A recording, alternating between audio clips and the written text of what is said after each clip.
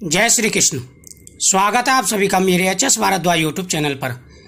आज मैं आपको संतान प्राप्ति का एक साधारण सा उपाय बताऊंगा। यह आयुर्वेदिक उपाय है और इससे लड़के की प्राप्ति भी होती है।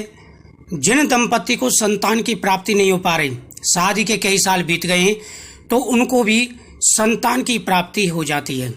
यह साधारण सा उपाय है, इसका आप प्रयोग करें। इसके प्रयोग से शीघ्र ही पुत्र प्राप्ति की मनोकामना पूरी हो जाती है। लेकिन ज़्यादातर इसका प्रयोग संतान प्राप्ति के लिए किया जाता है। नियमित रूप से अगर आप इसका प्रयोग करते हैं, भगवान शिव जी के मंत्रों का जाप करते हुए इसका प्रयोग करते हैं, तो अवश्य ही आपकी पुत्र की मनोकामना, संतान की मनोकामना पूरी होगी। जिस प्रकार से मैं आपको बता रहा हूँ, उसी प्रकार से आपको इसका प्रयोग करना है। यह बेल फल के बीज, अक्सर आपने देखा होगा कि भगवान शिव जी की हम बेल पत्रों से पूजा करते हैं। बेल पत्र का जो पेड़ होता है, उस पर बेल का फल लगता है। इस फल के अंदर तोड़ेंगे तो इस फल के अंदर बीज होते हैं। उन बीजों का प्रयोग किया जाता है। अब इस बीजों का प्रयोग कैसे करना है, वह ध्यान से सुने। कुछ बातों का विशेष रूप से आपको ध्यान भी रखना होगा। यह भगवान शिव जी का वरदान होता है। जैसे हम नारियल बीज का प्रयोग करते हैं, उसी प्रकार से बेल के बीजों का प्रयोग किया जाता है। और यह करीबन आपको 30 दिन इसका प्रयोग करना होगा गाय के दूध के साथ में। सबसे पहले आपको करना है कि बेल का फल लेके आएं, उसमें से बीज निकालें, या आप पंसारी से भी यह ला सकते हैं। इनका महीन चूर्ण बना लें। पंसारी से अगर आप लेके आएं तो देख लें वह घुने हुए ना हो, पुराने ना हो, ताज़ा होने चाहिए, और उनका महीन चूर्ण आपको तैयार करना है। अगर आप चाहें तो इसके साथ में 5 दिन शिवलिंगी बीजों का प्रयोग भी कर सकते हैं, और नहीं तो आप इसका अकेले का ही प्रयोग करें।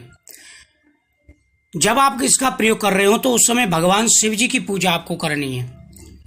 भगवान शिव जी की पूजा करने के बाद ही इनका प्रयोग आपको शुरू करना है। आप सभी जानते हैं कि भगवान शिव जी की पूजा पर बेलपत्र हम चढ़ाते हैं और भगवान शिव को बड़े प्रिय हैं। जब आप बेलपत्र चढ़ा रहे हो तो आपको इन बीजों को भी भगवान के सामने अर्पण करना है। उसके बाद में तत्पुरुषाय विद्महे महादेवाय धीमहि तन्नो रुद्रः प्रचोदयात्, ओम नमः शिवाय नमः। इन मंत्रों का आपको ज़्यादा से ज़्यादा जाप करना है। इन मंत्रों का जाप करने के बाद में आप जो पाउडर तैयार किया है उसको एक कटोरी में डालें और भगवान शिव जी के सामने आप रख दें, और हाथ में जल लेकर के आपको संकल्प करना है कि प्रभु, हम आपके आशीर्वाद के रूप में इसका प्रयोग कर रहे हैं। आप हमें आशीर्वाद प्रदान करें कि हमारी पुत्र की मनोकामना पूरी हो। लेकिन कुछ बातों का ध्यान रखना चाहिए। आपको कब्ज की शिकायत नहीं होनी चाहिए। आपकी पाचन क्रिया दुरुस्त होनी चाहिए, ताकि आप नुस्खे का प्रयोग करें तो यह सही तरह से आपके शरीर में पच सके।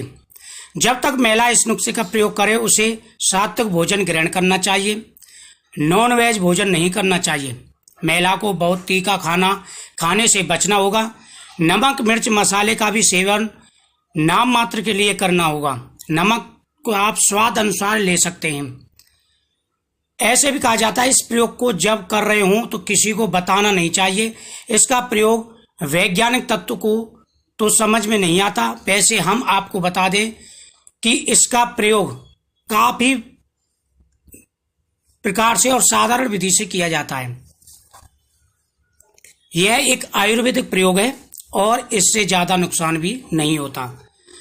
आपको बेलपत्र के बीज एकत्र कर लीजिए। आप चाहे तो बाजार से भी, पंसारी की दुकान से आसानी से मिल जाएंगे।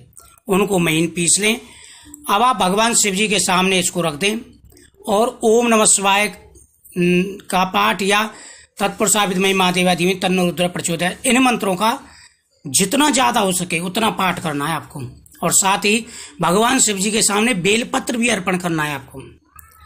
अब आपको क्या करना है कि जब आप मंत्र जाप कर लें और जब आप ये दवाई लेंगे, तो प्रतिदिन आपको थोड़ा थोड़ा मंत्रों का जाप जरूर करना है। प्रतिदिन भगवान शिव जी का आशीर्वाद आपको लेना है।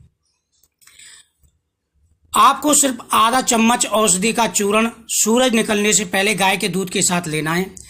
4 घंटे तक उसके बाद कुछ नहीं खाना है, ताकि इसका असर शरीर में अच्छी तरह से हो सके। यह आपको पूरे 30 दिन तक करना है। 30 दिन के बाद आप दोबारा भी इसका प्रयोग कर सकते हैं। एक बात का ध्यान रखना है, जब भी आप इस चूर्ण का सेवन करें उसके बाद कुछ देर के लिए शिव जी का ध्यान करें, क्योंकि यह दवाई आपको सूरज निकलने से पहले लेनी है और भगवान शिव जी का ध्यान करते हुए लेनी है। भगवान शिव जी से प्रार्थना करें कि प्रभु हमारी मनोकामना पूरी हो। जब आप इस चीज का प्रयोग कर रहे हो तो थोड़े से चावल भी आपको शिवलिंग पर अर्पण करने हैं, और इस दवाई को लेने के बाद में आप 5 चावल के दाने भी ले लें भगवान शिवलिंग पर चढ़ा करके। इससे क्या होता है कि जिन दंपति को शादी के बाद में संतान नहीं हो रही है तो गर्भ धारण रह जाता है, शीघ्र ही संतान की प्राप्ति होती है।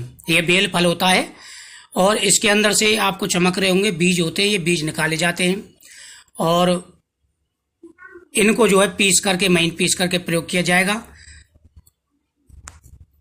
करीबन आधा चम्मच से भी कम इसका नियमित रूप से प्रयोग करना है, जिस प्रकार से शिवलिंगी का प्रयोग करते हैं। लेकिन ये थोड़ी सी क्रिया लंबी है।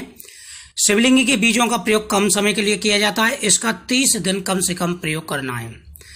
30 दिन जब इसका प्रयोग कर रहे हूं, जैसे मासिक धर्म आता है, शुद्ध होने के बाद में इसका प्रयोग शुरू कर दें और अगला मासिक धर्म आने तक इसका नियमित रूप से प्रयोग करते रहें।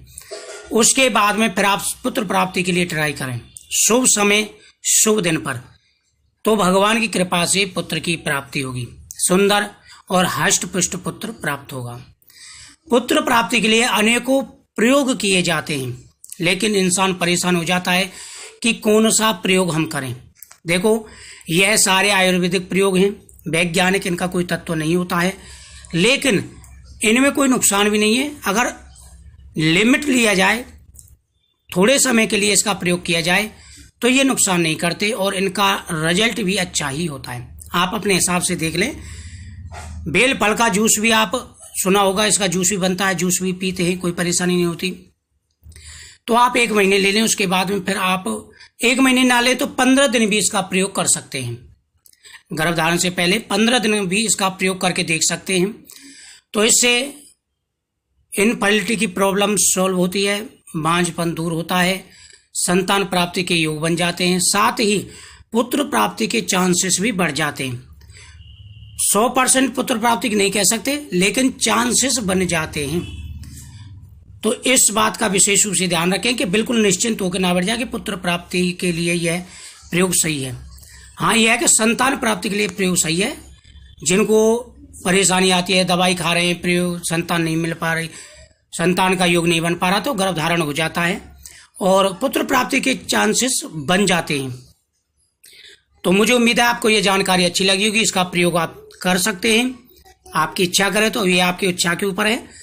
और बाकी आप शिवलिंगी का बीजों का प्रयोग तो कर ही सकते हैं, वो भी आयुर्वेदिक है, ये भी आयुर्वेदिक है। वीडियो को शेयर करें, चैनल को सब्सक्राइब करें, बगल में बेल आइकन बटन को जरूर दबाएं।